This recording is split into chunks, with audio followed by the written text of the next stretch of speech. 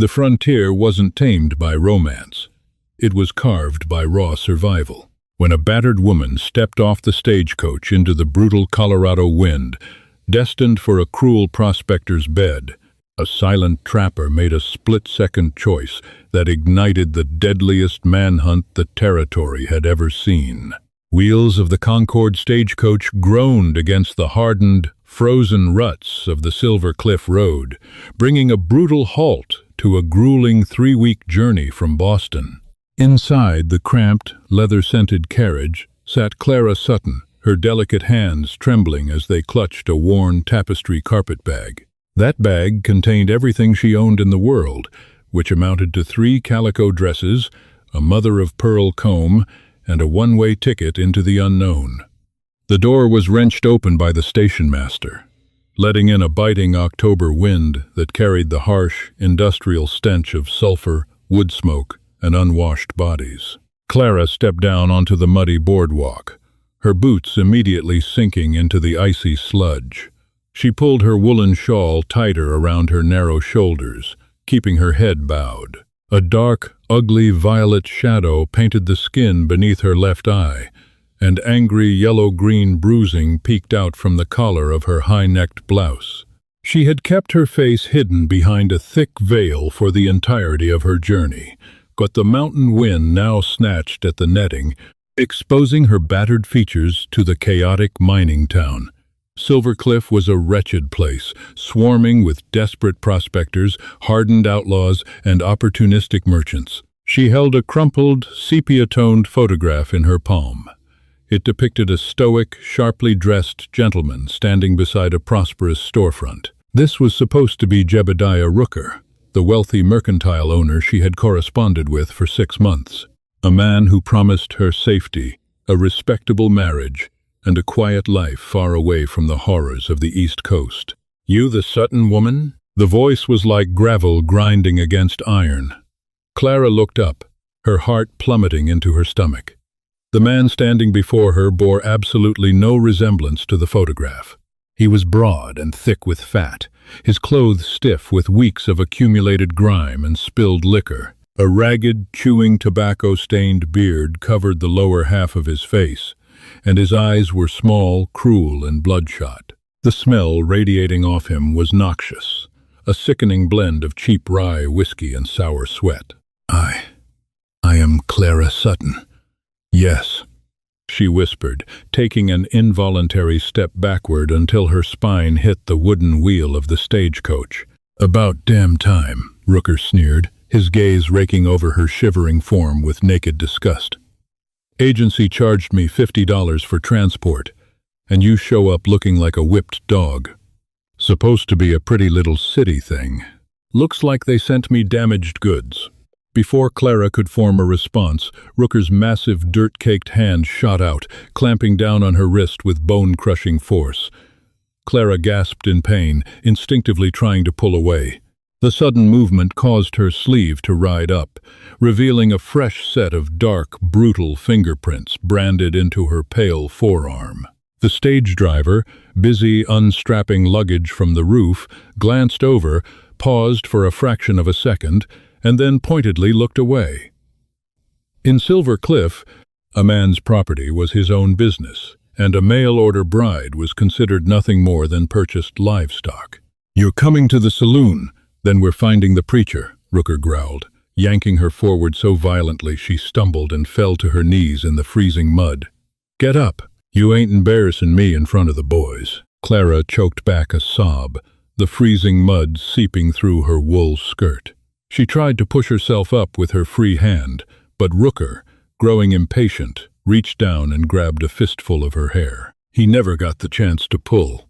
A massive, buckskin-clad arm shot out from the shadows of the station master's awning, the hand closing over Rooker's wrist like a steel vise. The grip was so sudden and powerful that Rooker let out a startled yelp, dropping Clara's hair instantly. Standing over them was a man who looked as though he had been carved directly from the unforgiving granite of the Sangre de Cristo peaks. Gideon Hayes stood 6 feet and 4 inches tall, his broad shoulders draped in a heavy, weather-beaten bearskin coat. A scarred Winchester rifle rested casually in the crook of his arm, but it was his eyes that froze the blood in Rooker's veins. They were a pale, piercing gray, utterly devoid of fear or hesitation. Gideon had come down from his isolated timberline cabin solely to trade a season's worth of beaver pelts at O'Malley's provisioners. He had been quietly observing the stagecoach arrival from the shadows, smoking a hand-rolled cigarette when he saw the brute lay hands on the trembling woman. "Let her go," Gideon said. His voice wasn't loud, but it possessed a deep, resonant authority that cut through the ambient noise of the street. Rooker's face flushed a deep, violent purple. "Back off, mountain man. This here is my bride. I paid for her fair and square. She's my property." Gideon didn't blink. He applied a fraction more pressure to Rooker's wrist. A sickening pop echoed in the cold air, followed by Rooker screaming as his joints were forced past their natural limit. Gideon effortlessly shoved the heavy man backward, sending Rooker sprawling into a trough of filthy snow. The busy street suddenly fell deathly quiet. Miners and merchants alike stopped in their tracks. Everyone knew better than to cross the silent trapper who lived up on Devil's Ridge. Gideon looked down at Clara. She was still kneeling in the mud, looking up at him with wide, terrified eyes.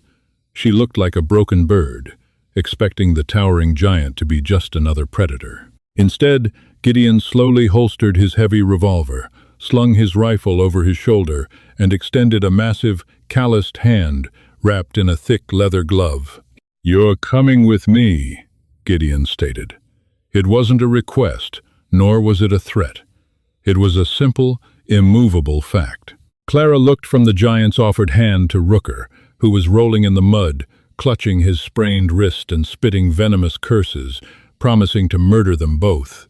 The choice was between a known monster and a terrifying stranger from the wild. Drawing a shaky breath, Clara reached out and placed her small, bruised hand inside Gideon's. Leaving the muddy, chaotic streets of Silver Cliff behind, the dense emerald tree line swallowed them whole. Gideon Hayes led the way, his massive stride effortlessly eating up the steep, rocky incline of the trail. However, every few dozen yards, he deliberately slowed his pace, his sharp ears listening for the stumbling footsteps of the shivering woman trailing behind him. The ascent was brutal. Within the first hour, the heavy gray clouds that had been looming over the peaks burst open, unleashing a blinding flurry of jagged snow. Clara's city-made boots, designed for paved Boston sidewalks, offered no traction against the slick pine needles and jagged stones. Her skirts dragged, heavy with frozen moisture, and her lungs burned from the thin, high-altitude air. Yet, she did not complain. Every time she tripped, she forced herself back up, terrified that if she showed weakness, the silent mountain man would simply leave her to freeze. Gideon stopped at the edge of a frozen creek. He turned back and watched her struggle over a fallen log. He noticed the blue tint of her lips and the violent shaking of her frame. Without a word, he unclasped his massive bearskin coat. He walked over to her, his heavy boots crunching in the snow, and draped the immense heavy fur over her shoulders. The coat smelled of wood smoke, pine resin, and old leather, immediately wrapping her in a cocoon of trapped heat. "We have another mile," Gideon said softly, his deep voice carrying easily over the howling wind. "Walk in my footprints. It will save your strength." Clara merely nodded, pulling the fur tight around her throat. By the time the silhouette of the cabin emerged through the blizzard, darkness had fully claimed the mountain. The structure was built of thick, hand-hewn logs, tucked securely against a sheer rock face that protected it from the worst of the northern gales. Gideon pushed the heavy oak door open and guided her inside. The cabin was sparsely furnished but immaculately clean. A heavy iron stove sat in the center, alongside a sturdy wooden table, a single armchair, and a wide bunk covered in thick wool blankets.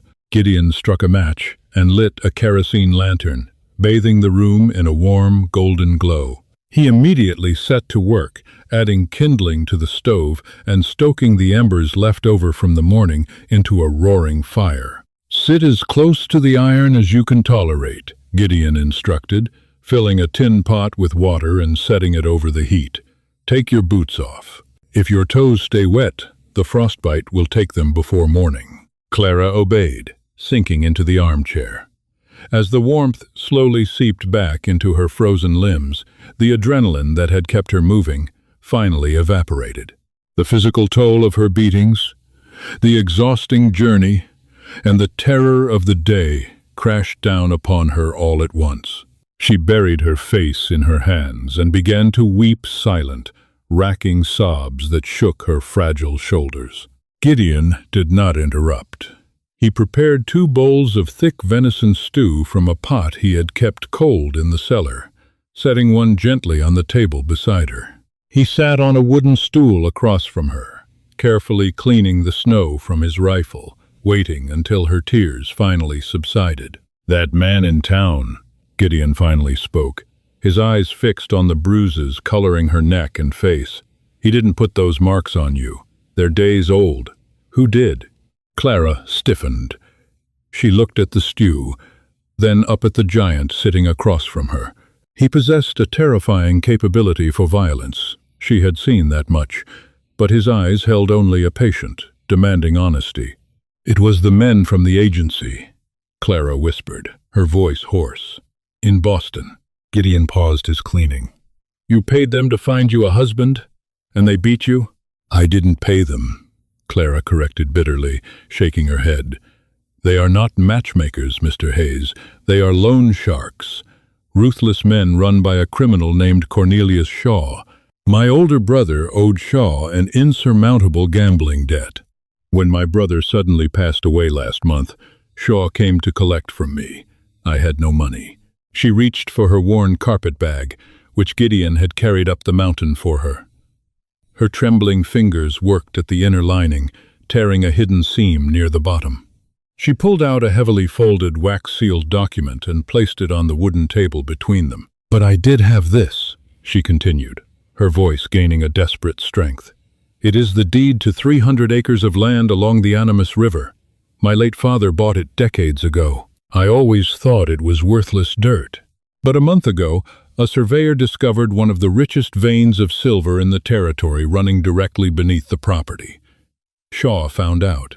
Gideon stared at the wax-sealed paper, the pieces of the puzzle violently snapping into place. "Shaw couldn't just take the deed," Clara explained, wrapping her hands around the warm bowl of stew. "The territory courts require the owner's signature to transfer land, and the law is strictly watching out for claim jumpers. If I died mysteriously, the land would go to the state. So, Shaw orchestrated a marriage. He forged a correspondence with Jebediah Rooker, a man ruthless enough to do his bidding here in Colorado. The arrangement was simple. I am forced to marry Rooker. Once we are legally wed, the property belongs to my husband. Rooker signs the land over to Shaw's mining company, takes a hefty payout for his trouble, and I." Clara swallowed hard, looking into the fire. "I disappear into an abandoned mineshaft." Gideon's jaw tightened. "And when you refused to get on the train, Shaw's men beat me until I couldn't stand," she whispered, touching the swollen purple flesh beneath her eye. "They forced me onto the stagecoach and wired Rooker to expect me. They told me if I tried to run or alert the authorities, they would find me and burn me alive." Gideon looked at the battered woman, then at the multi-million-dollar deed resting on his humble kitchen table. He hadn't just humiliated a drunken prospector in front of a town. He had stolen a fortune from a syndicate of ruthless killers, and he had taken their only key to the vault. "Rooker isn't going to let this go," Gideon said quietly, his voice carrying the weight of an impending storm. "He won't risk losing Shaw's payout. By tomorrow morning, he'll have every hired gun in Silver Cliff tracking our footprints up this mountain." Clara looked at him, terrified. "I have brought death to your door, Mr. Hayes. I am so sorry." Gideon slowly stood up. He walked over to a heavy wooden chest in the corner of the cabin. unlocked it, and pulled out 2 bandoliers heavily laden with brass cartridges.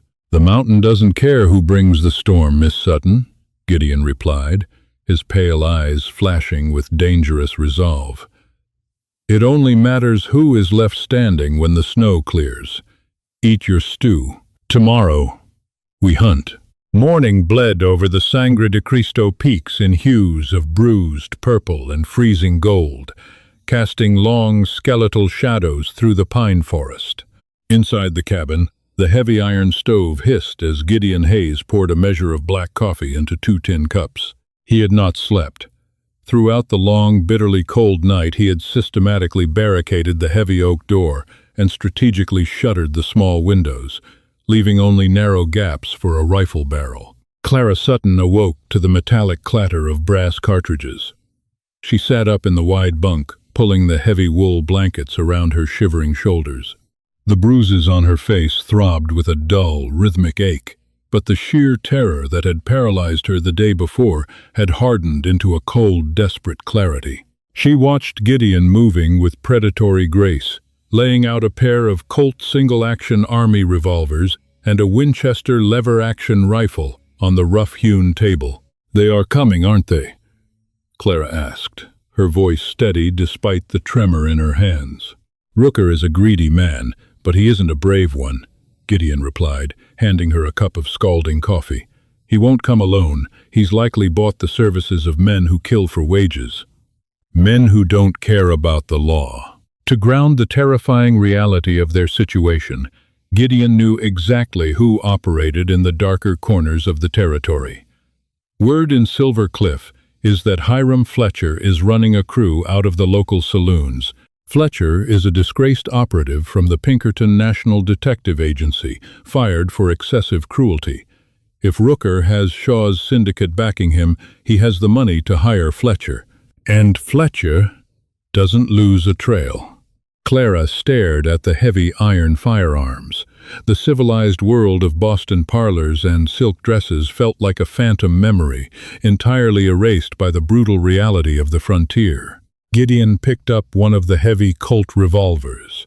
He expertly popped the loading gate and rotated the cylinder, ensuring it was empty before turning the handle toward Clara. "Take it," he commanded softly.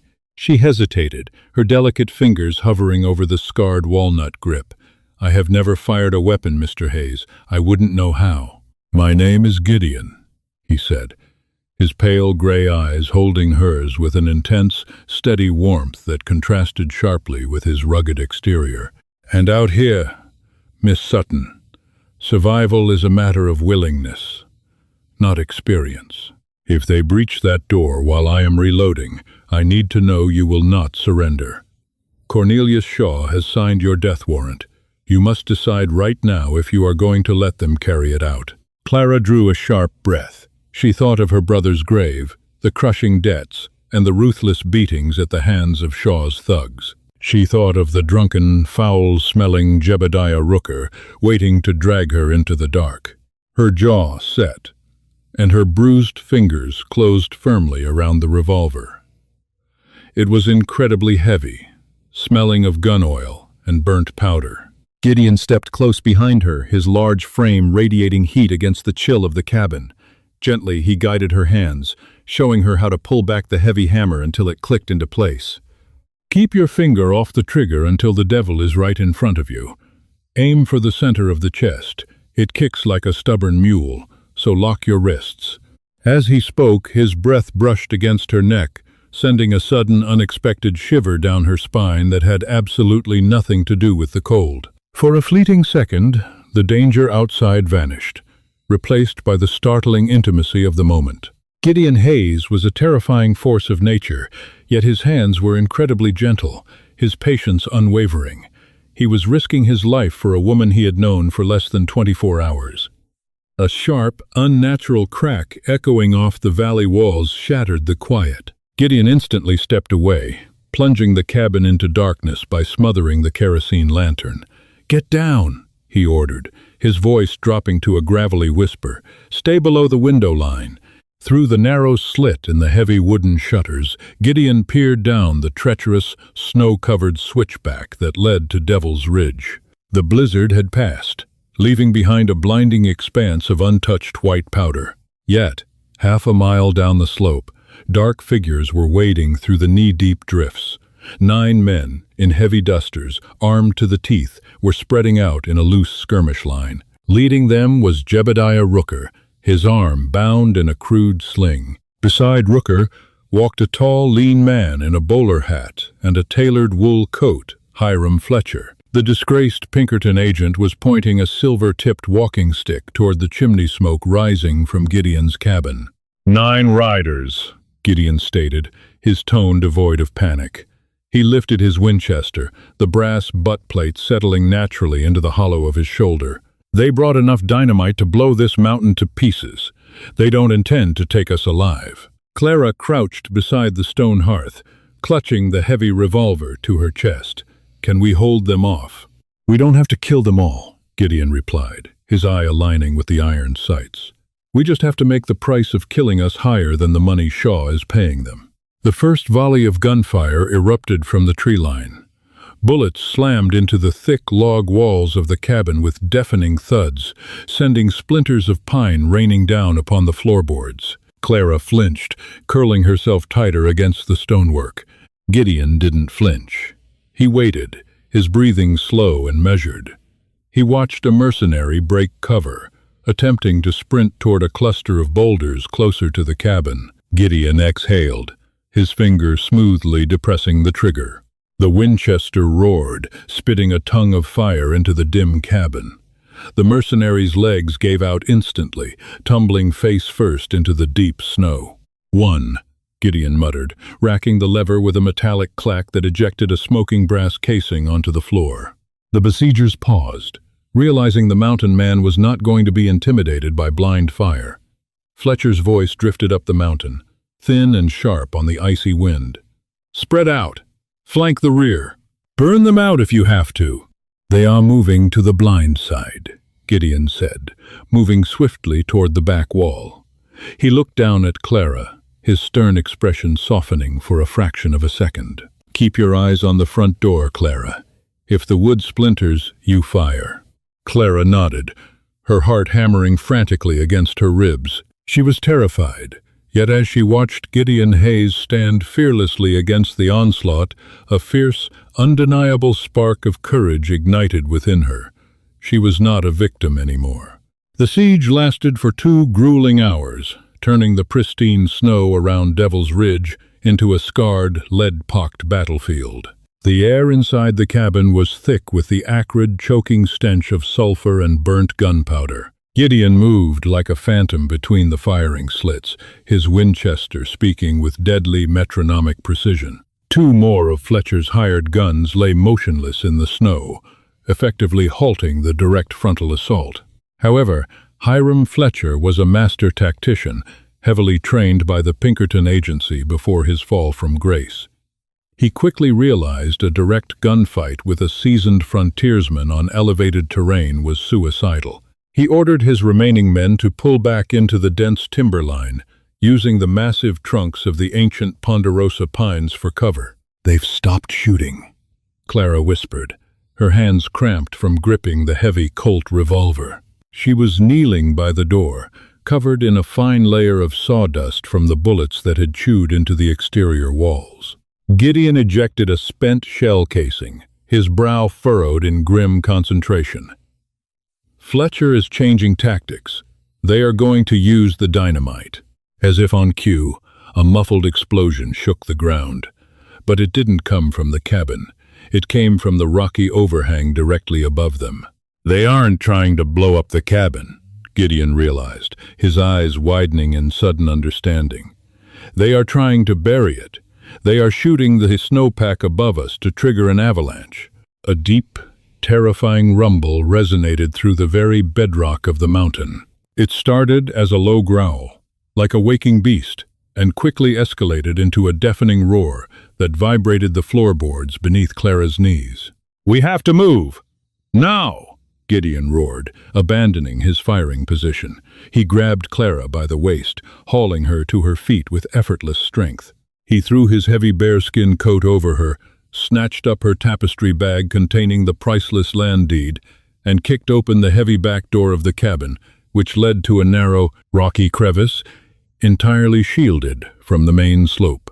They burst into the freezing air just as the mountain gave way. A colossal wall of white death cascaded over the rocky precipice. Thousands of tons of compacted snow, jagged ice, and uprooted trees slammed into the front of the cabin with the force of a runaway locomotive. The thick log walls, built to withstand century storms, groaned and shattered like dry twigs under the unimaginable weight. Gideon threw Clara into the narrow crevice, pressing his massive body over hers, shielding her completely from the flying debris and suffocating dust. The roar was absolute, drowning out all thought and sensation. Clara buried her face in Gideon's chest, clutching his shirt as the world tore itself apart around them. She could feel the heavy thud of his heart against her cheek, steady, powerful, and wildly reassuring. When the deafening noise finally subsided, replaced by the eerie, settling hiss of shifting snow, Gideon slowly pushed himself up. The cabin was gone. In its place was a massive, impenetrable mound of packed ice and splintered timber. The front trail was completely buried, taking Jebediah Rooker and Hiram Fletcher's remaining men with it, either swept down the valley or buried alive beneath 50 feet of snow. Gideon brushed the frost from Clara's hair, his hands lingering against her cheek. "Are you hurt?" Clara looked up into his soot-stained face, shaking her head. "I am alive, because of you." "We can't stay here," Gideon said, his gaze sweeping the devastated landscape. "Fletcher might have survived, and Shaw won't stop sending men once he realizes you aren't dead. We need to reach federal jurisdiction.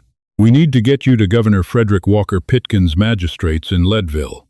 The territorial courts there won't bow to Boston loan sharks." Clara looked at the treacherous, unbroken wilderness stretching out before them. The journey to Leadville would take weeks across the harshest terrain in North America. "I can't survive out there, Gideon. I will only slow you down. You should take the deed and go." Gideon's jaw tightened. He reached out, his calloused thumbs gently wiping away a tear that had frozen on her bruised cheek. "I didn't pull you out of the mud just to leave you in the snow, Clara.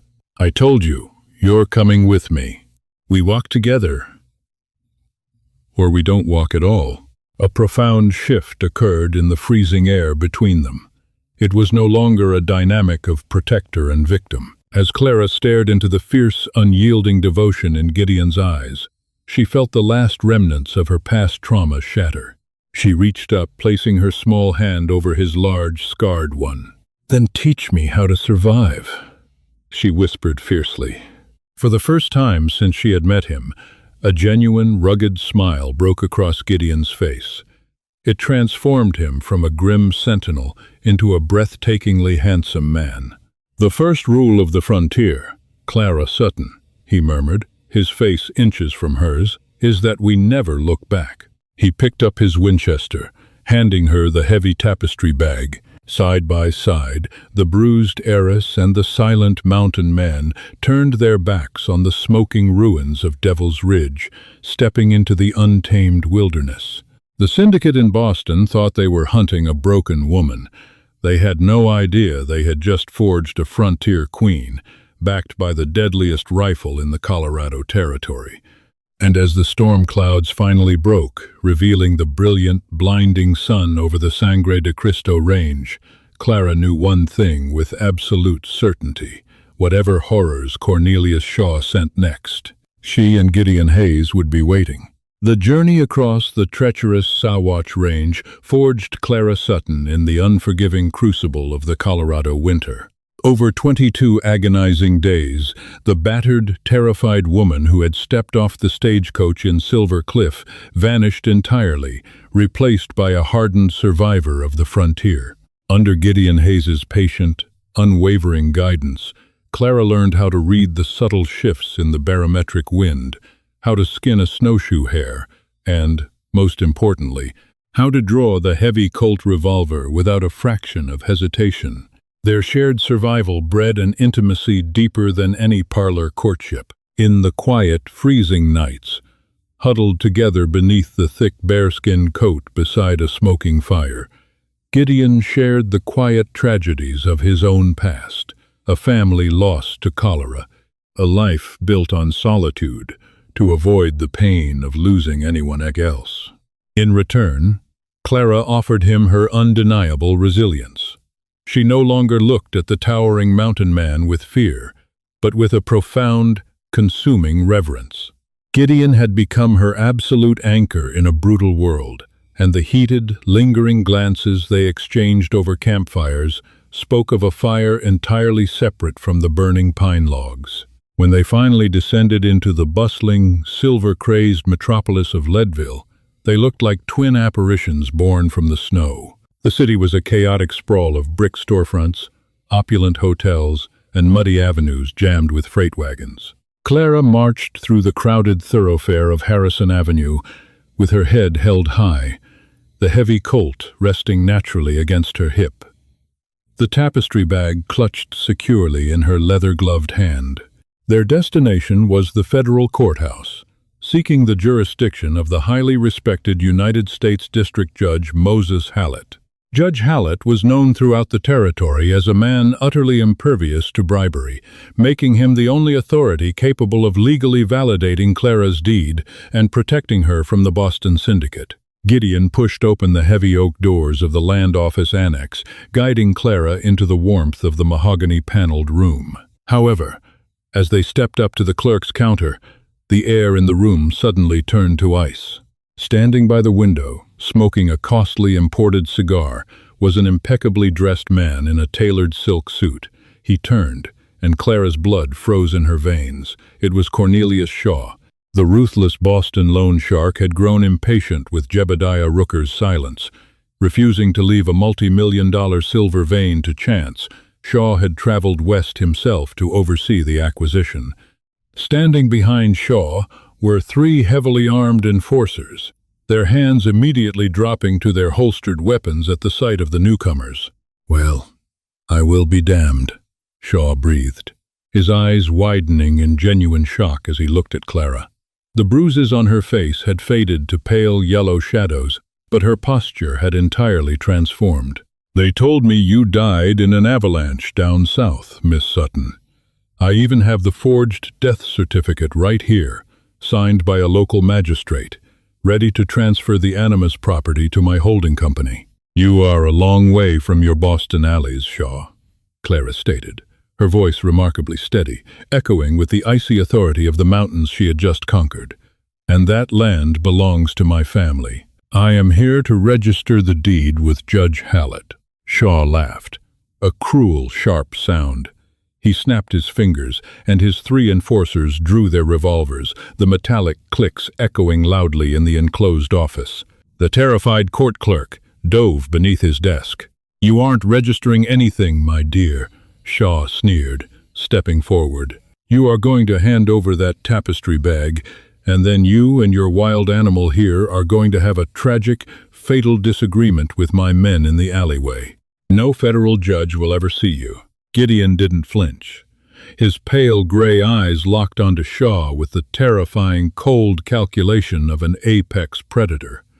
"You brought city boys to a frontier fight, Shaw. They won't clear leather before they're dead.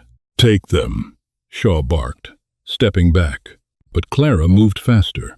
All those grueling hours of practice on the icy ridges culminated in a single, fluid motion. Before the closest thug could level his weapon, Clara drew her Colt, locked her wrists exactly as Gideon had taught her, and pulled the trigger. The deafening roar of the heavy-caliber weapon shattered the windows.